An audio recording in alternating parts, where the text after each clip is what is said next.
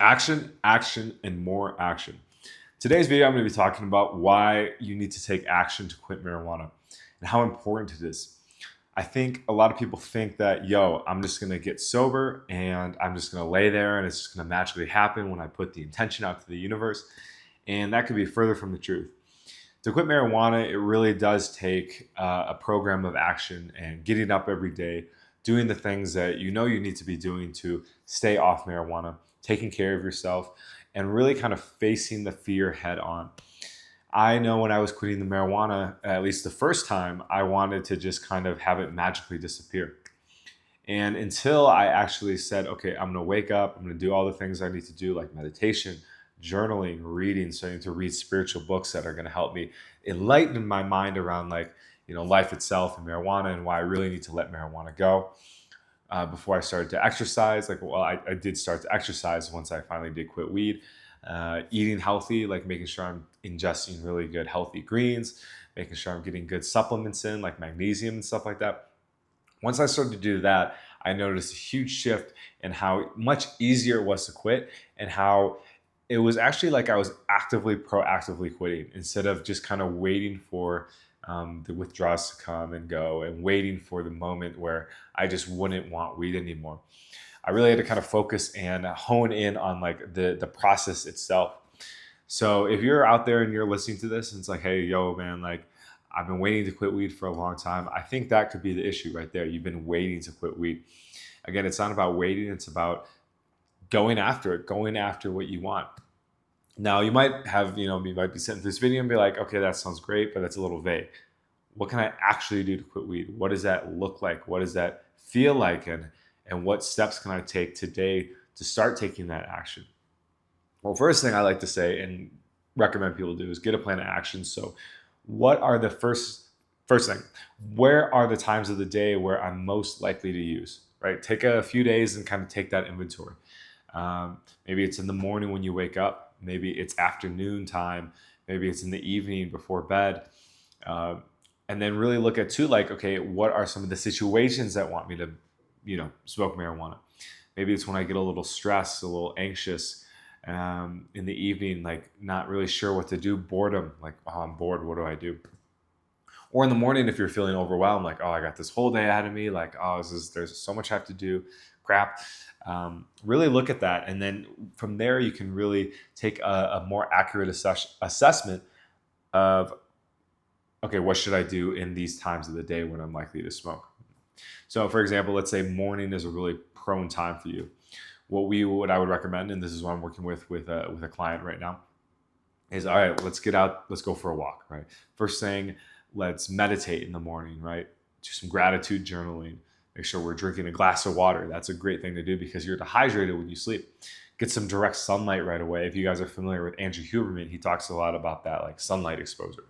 So you want to, do those things right away, right? And then by the time you finish all that, your meditation, your journaling. And by the way, meditation, you can just sit and breathe deeply for 5 to 10 minutes. It doesn't have to be like some ritualistic, like, you go to a mountaintop.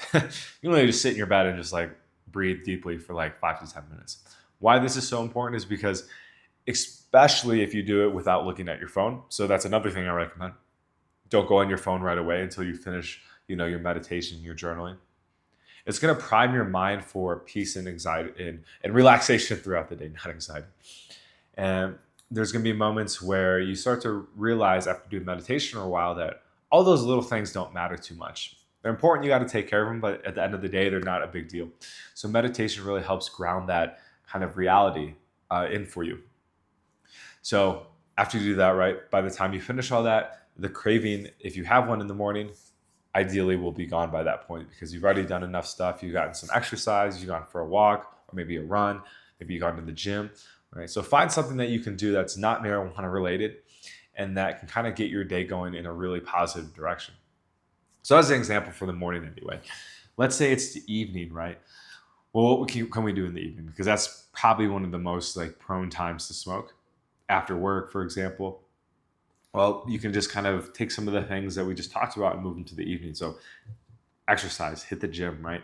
Go spend an hour, hour and a half, maybe even 2 hours in total from commute to getting home. to be at the gym, working out, getting exercise, lifting. I love weights. I do weights a lot, so that's my big thing. Even go for a run, go to the sauna, play pickup hoops, do kind of again anything that isn't weed related. Come home and make yourself a good meal, right? Take a half hour to 45 minutes to cook. Get some healthy protein in, some good veggies, some good greens. This is all really going to help, calm you down, get you ready for bed, and then following next couple hours. You don't want to eat too close to bed because that can disrupt your sleep, but a couple hours before I think is solid. And then maybe a snack before bed or something like that. That's not sugar loaded, not super processed, right? So something healthy. So do that, right?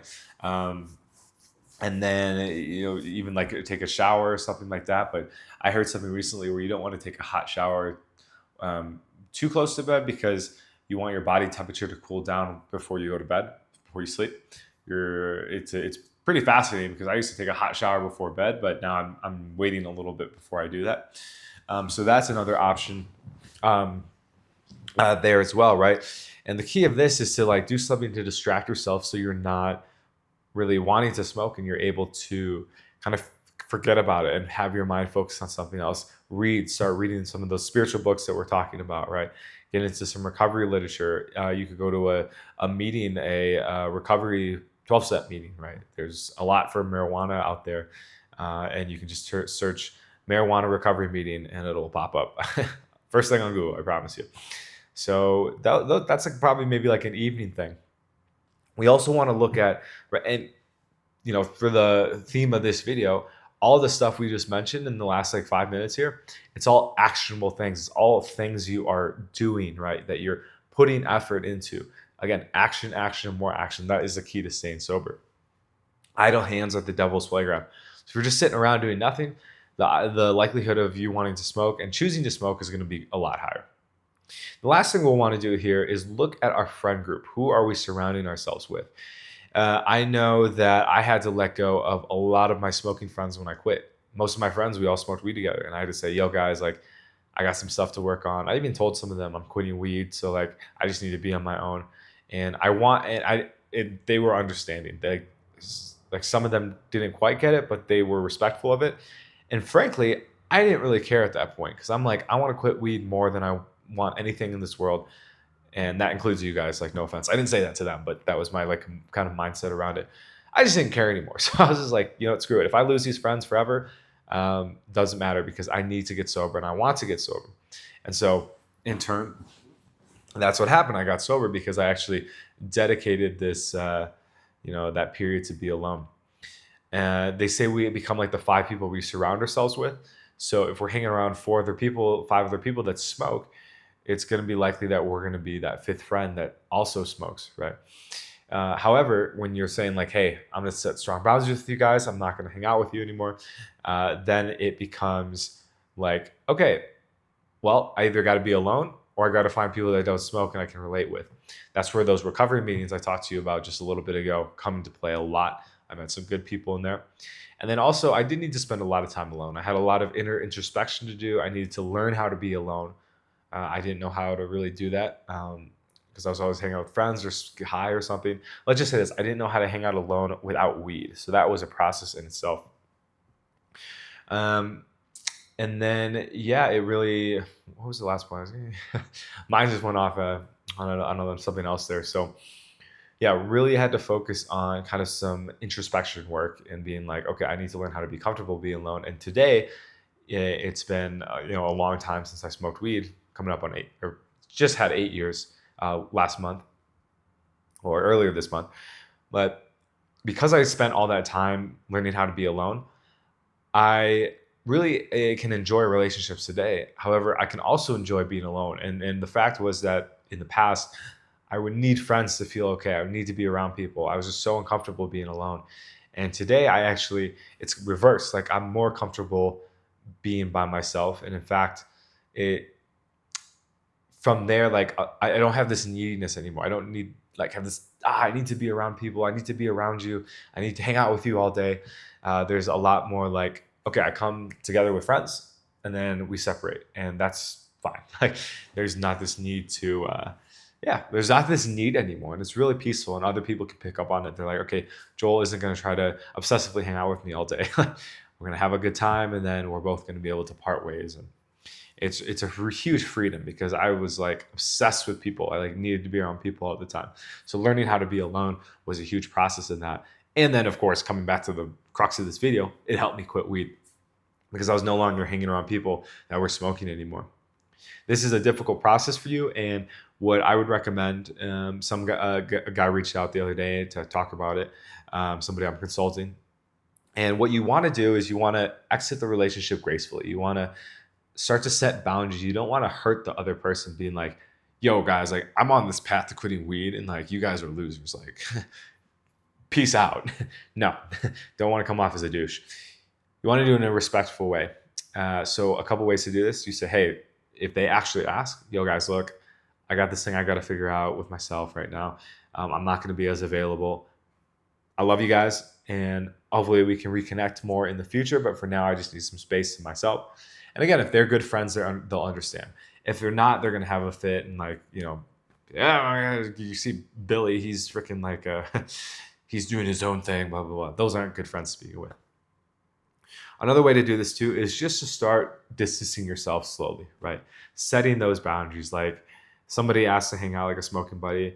Sorry, man, I can't today. Got some stuff I got to take care of.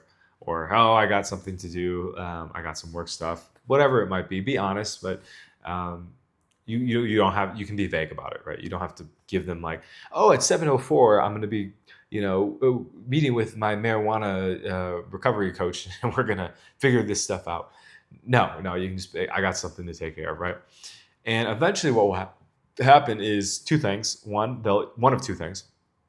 They'll either just stop asking you to hang out, so problem solved, or two, they will ask about it. And then you can say what I said just a little bit ago about like, hey, I just got to take some time myself. It's not personal, man. I love you, but I just can't hang out with you right now. I just got to do my own thing right now. And if they're a good friend, they'll understand and they'll support you and they'll send you good wishes. And then down the line, once you've healed this marijuana thing and you've gotten it out of life, you're a little more stable within yourself and in your environment, in your life situation, then you can re-engage the relationship and see if it's going to be something healthy to dive back into. I still hang out with people who smoke weed occasionally. Like I was out with some dinner I was out at dinner last night, and one of the guys came pretty high and he had a little pipe in his pocket. But I wasn't triggered because I've been so far removed from weed, and my life is so good without it that there wasn't even an ounce of me, without pun intended, that wanted to use with him, or it was like, oh, that sounds really nice. Actually, kind of, at moments I felt bad for him. I'm like, dang, like, I guess I felt almost like a sadness because I know how good life is without marijuana, and all you can do is wish him the best. So yeah, it really, like, setting those boundaries with friends that use is going to be a huge part in at least that initial stage of quitting marijuana. And obviously you want to have those boundaries long term too. Like I don't actively seek out to hang out with people that smoke weed. Like, hey guys, would you just smoke weed while we hang out? Like, no. I would rather prefer to hang out with sober people, of course. Because I set those boundaries in the beginning, I was able to get off weed. So yeah, man, this was an interesting video and fun video to make. I think it's some important things, and it's a pattern I'm seeing across people I'm consulting. Is these two things come up, right? Right, like how to, like, gotta take action. Like the people that succeed are the ones that are doing stuff and like being proactive in their recovery. And then also like the friend thing, like letting go of friends that are smoking weed, right? So these are two very important pillars to quit marijuana. I think if you can start to implement these into your life, you'll find that you'll get a little more momentum than maybe you did in the process of quitting marijuana. And you'll actually be able to hit those days sober, those 1, 2 day, 3 day sober marks, and be able to be like, okay, like, I can actually do this. I can actually find freedom from marijuana. I'm on the right path. So with that, guys, as always, you can schedule a consult to work with me down below. Like, subscribe, comment, and share if you haven't already. And we'll talk to you guys in the next one. Peace.